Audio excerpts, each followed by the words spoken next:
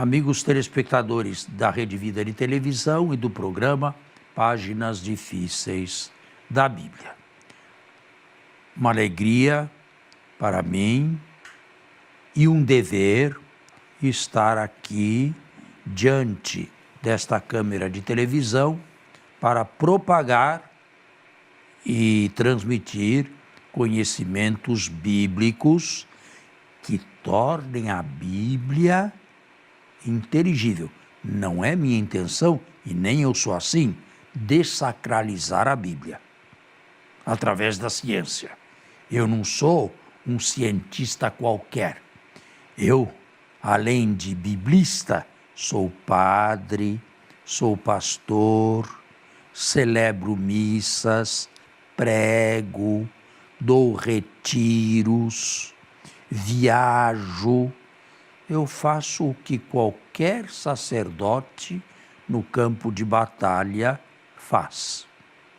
Se nós usamos este método aqui, é porque nós julgamos ser o mais atual e, para quem realmente entende, uma maneira nova de se reportar pessoalmente com a palavra de Deus. Bom, esta programação de hoje foi pensada por mim da seguinte maneira: para não nos perdermos, vamos fazer um conjunto, um resumo rápido. Eu dou um exemplo inicial, ou um exemplo até certo ponto banal. Eu posso levar algum turista ao Rio de Janeiro e posso mostrar todos os logradouros públicos de interesse turístico. Andar por avenidas, andar por parques, andar por ruas, andar por praças. Mas isto bastaria? A meu ver, não. Esta seria uma visita chamada diacrônica. Todos os lugares. Mas não tive uma visão de conjunto. Aí pego esse turista e levo ao Corcovado, ou ao Pão de Açúcar.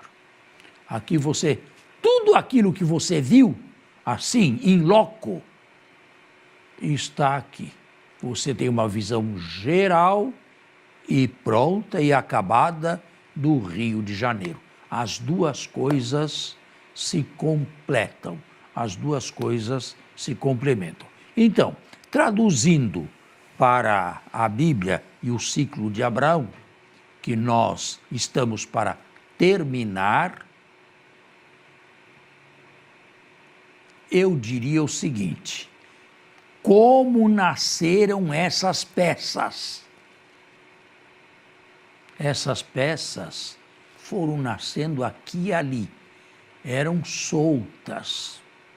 Havia tradições soltas sobre Abraão e tradições soltas, sobretudo no sul da Palestina, naquele pedaço de terra que chamamos Judeia.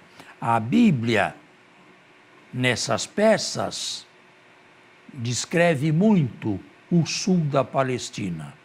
Abraão mora em Mambré, que está perto de Hebrom, bem no sul da Palestina. Abraão conhece o sul da Palestina, foi lá, a meu ver, neste sul da Palestina, que nasceram as tradições, as peças soltas a respeito de um personagem riquíssimo, embora, quem sabe, mitológico, não importa, é mensagem de Deus da mesma forma, pode ser até através de uma parábola, se chamarmos a isto aqui, se dermos o nome a isto aqui de parábola, uma grande parábola com um personagem. O importante é que, num determinado momento, bem tardio da sua história, O Israel, na verdade Judá, que voltou do exílio, foi reunindo, atualizando, desmanchando aqui, corrigindo lá, acrescentando mais embaixo, e foram fazendo um trabalho de junção de peças. Todas elas ricas de tradição e, a meu ver, mais crescidas no sul, mais crescidas na Judéia.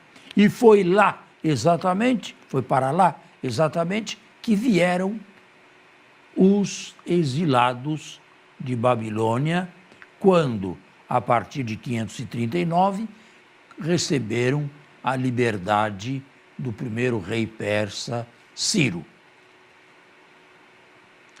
Assim, as peças foram construídas, isto é, as tradições, as pequenas histórias sobre um personagem fascinante e, no final, receberam dos redatores finais a última redação. E é esta que nós temos hoje na Bíblia. Este seria, a meu ver, o primeiro passo para um resumo bem claro das peças soltas primitivamente e que hoje formam o ciclo de Abraão. O senhor nos falando aí sobre esse primeiro ponto do resumo, padre, e eu achei interessante porque o senhor situa o nascimento dessas possíveis peças, que foi em Judá, na Judéia, no sul. Mas todos nós aprendemos em história de Israel que o sul sempre foi menos desenvolvido do que o norte. Economicamente, politicamente, mas não religiosamente. Sim. Religiosamente estavam os dois no mesmo plano, no mesmo pé de igualdade. A minha pergunta, e talvez seja do telespectador, é muito simples. O que levou o sul a escrever? A carência material ou a necessidade de testamentar uma história? Não, eu acho que eu já falei aqui, não me lembro quando, que um povo sem história é um povo sem memória. Você conhece a sua história. Imagine se você tivesse um golpe de Alzheimer aí e esquecesse todo o seu passado. Você não saberia mais nem quem era. É claro que Judá, quando voltou do exílio, precisava reconstruir a sua história. Precisava, por exigência interna. E depois, como os povos vizinhos tinham suas histórias, eles também queriam ter as próprias. E, assim, foram buscando e foram juntando, amealhando tradições multicoloridas e bem distintas através ou com relação a um Abraão, que chamaram mais tarde o iniciador da sua raça. Não foi um deus, não foi uma cosmogonia, não foi um herói, não foi um semideus, como gregos, como romanos construíram sua pré-história. Foi um camponês, foi um agricultor, foi um pastor, sobretudo, que trouxeram e a respeito de quem construíram essas tradições. O senhor fala o tempo inteiro sobre tradições e aí deixa claro para o telespectador que estas peças foram com muita probabilidade fruto de muitas mãos e ainda mais de muitas tradições. De muitas tradições. Quando o senhor fala em tradições, o senhor está pensando em quê? códigos diferentes, Não, fontes não. distintas? Eu penso que elas tiveram uma longa pré-história oral, de boca em boca, como era a situação mais geral e mais comum na população palestinense. Algumas dessas peças ou tradições poderiam hipoteticamente vir antes do exílio, já existirem em peças distintas antes do exílio, mas foi só após o exílio que se deu o amálgama, isto é, a colocação, a costura literária de uma peça na outra. Quando a gente fala exílio, a gente traz para o centro da nossa conversa dor, sofrimento, humilhação, aumento na carga tributária, falta de liberdade. Estes elementos todos foram fatores centrais para que Judá tomasse consciência de que precisava escrever? Eu não digo que foram os únicos, mas eles foram realmente necessários, porque foi no exílio que foi criada pela primeira vez, e dura até hoje, a figura do judeu. Quem é o verdadeiro judeu? Aquele que imita as características de Abraão. Vamos fazer um intervalo e já respondemos.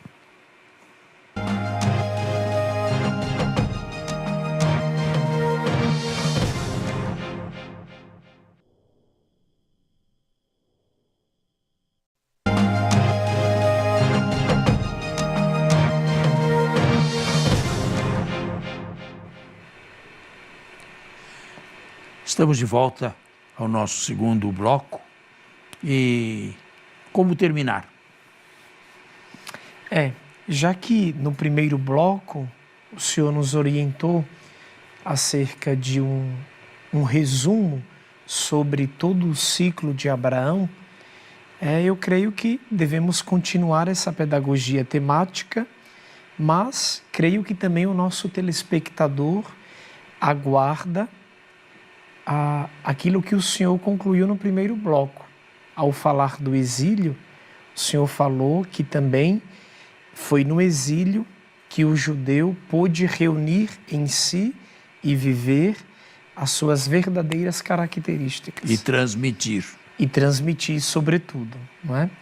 Quais seriam as verdadeiras características? Você sabe, vai enumerando. Ser circuncidado. Então, espere. A circuncisão, em primeiro lugar. De onde veio esse rito? Ele é muito obscuro. Provavelmente, nas origens, seria uma espécie de abertura ou entrada para a família. Isto é, para que, uma vez crescido, o jovem pudesse contrair matrimônio facilmente e, sobretudo, ter relações sexuais saudáveis.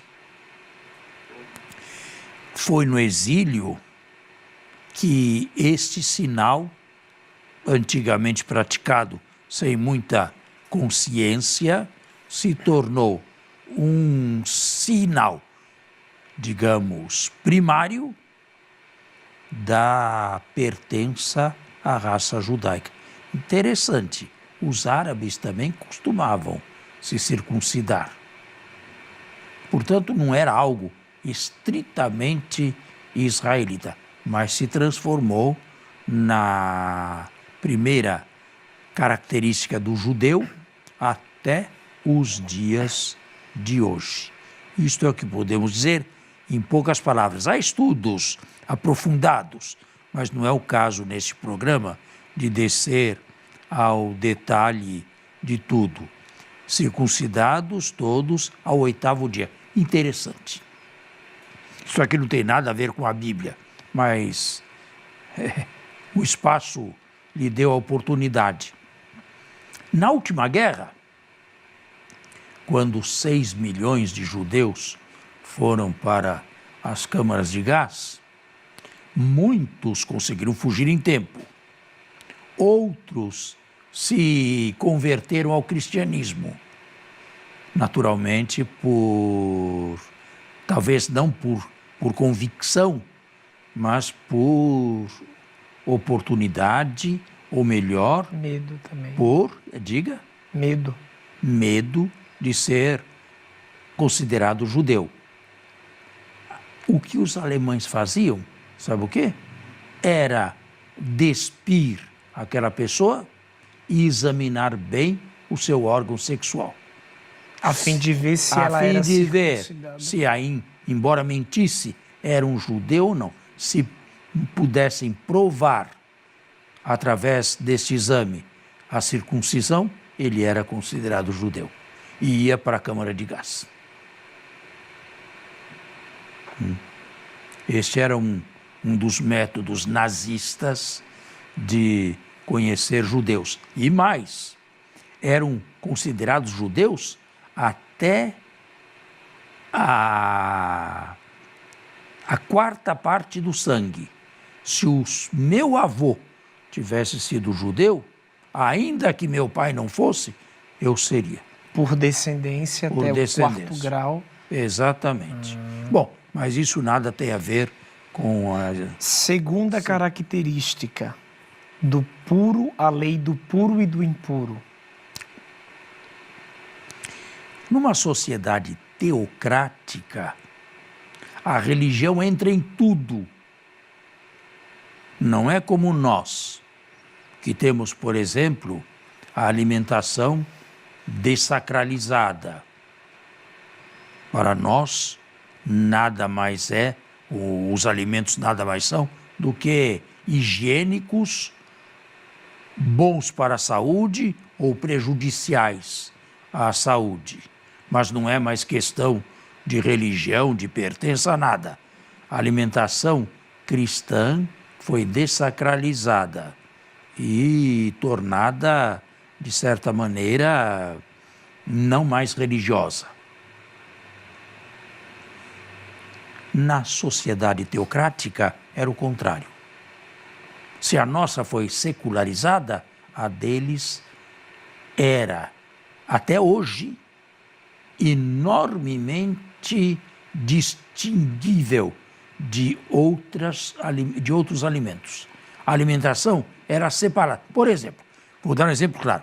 O leite e os laticínios, derivados de leite, não podiam absolutamente ser misturados com carne ou derivados de carne, até os dias de hoje. Por quê?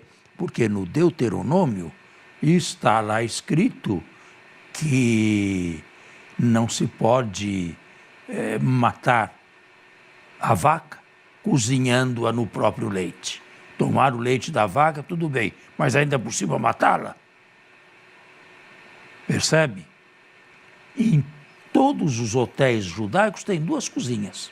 Uma para laticínios, outra para derivados de carne. Não misturam de forma nenhuma. Nas casas dos religiosos, duas geladeiras. E praticamente duas copas também. Pratos onde só se servem laticínios e outros onde só se serve carne, depois de ter derramado todo o sangue, porque nenhuma gota de sangue pode ser engolida.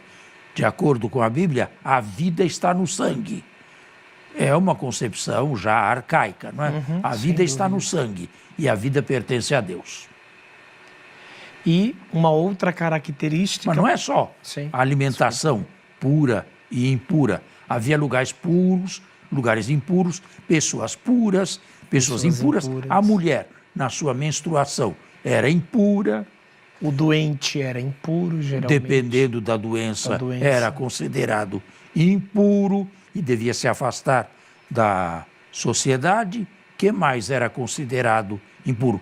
O contato com os defuntos, com mortos ou com cemitérios.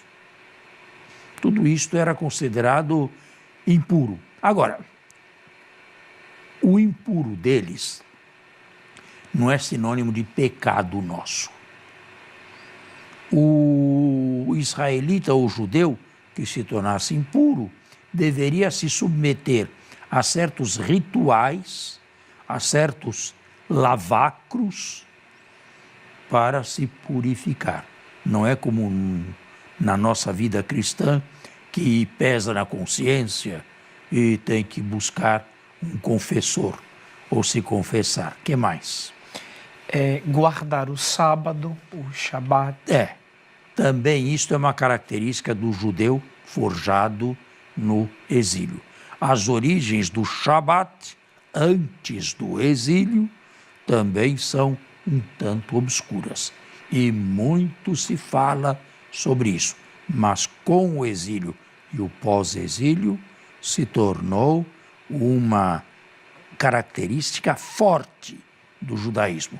O Shabat começa quando surgem as primeiras estrelas no céu, as 3 primeiras, na noite de sexta-feira, e terminam na noite do sábado, quando as 3 estrelas reaparecem no céu. Hoje, eles fazem isso através de cálculos sofisticados, sem precisar estar olhando para o céu, sobretudo se o céu está nublado. Sim. O senhor se recorda de mais alguma característica? Momentaneamente eu não me recordo. Você falou da circuncisão. Sim. Da lei do puro e do impuro. Falou do Shabat. Sim. Você poderia acrescentar o pagamento do dízimo. Devolução do dízimo. O pagamento do dízimo também se tornou uma característica forte do judeu. Não sobre tudo, mas sobre alguns produtos agrícolas, numa sociedade eminentemente agrícola de então. Quando essas características foram alimentadas... Não, tem mais outra ainda. Tem mais? Então, tem, por favor, vamos tem lá. mais. Os casamentos. O judeu só se casa com judia. Nossa Senhora! Só. E como resolveu o problema de Samaria, que foi colonizada por assírios? Os samaritanos eram considerados fora dos judeus. Eles não eram bem vistos pelos judeus. De forma nenhuma, eram considerados hereges. Mas o senhor acredita que nenhum judeu, por ocasião do exílio, não casou com uma babilônica ou um babilônico? Como nós vamos saber tudo isto? Uma outra excepcionalidade deve ter havido.